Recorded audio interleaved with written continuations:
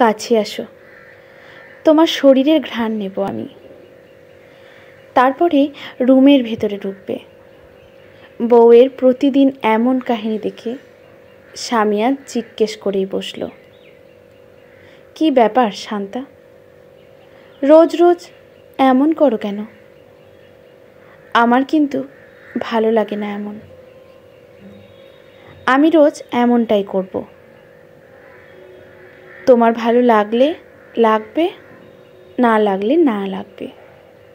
Please আমাকে বলো, কেন এমনটি করো? আমি অফিস থেকে ফিরলেই অন্যদিন শুনিও। যাও ফ্রেশ হয়ে আসো এখন। না, তোমাকে আজ বলতেই হবে। তুমি কেন এমনটি করো আমার সঙ্গে?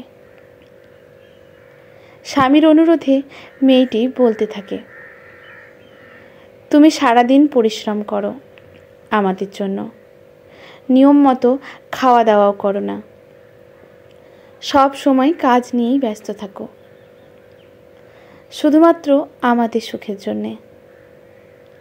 তাই তুমি যখন পরিশ্রম করে ঘরে ফিরো, তখন তোমার ওই ঘামে ভেজা শার্টটির ঘ্রাণ নিয়ে অনুভব করি আমার স্বামী আমাদের জন্য কতই না পরিশ্রম করে।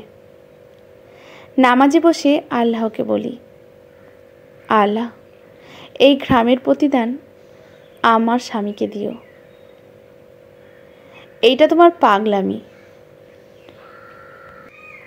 বিশ্বাস করো, পাগলামি কিনা জানি না, কিন্তু তোমার ওই ঘামে ভেজা শরীরের ঘ্রাণ না নিলে আমার ঘুম হয় না। বউয়ের এমন কথায় স্বামী একটু মুচকি হাসি দিয়ে ওয়াশরুমে চলে যায়।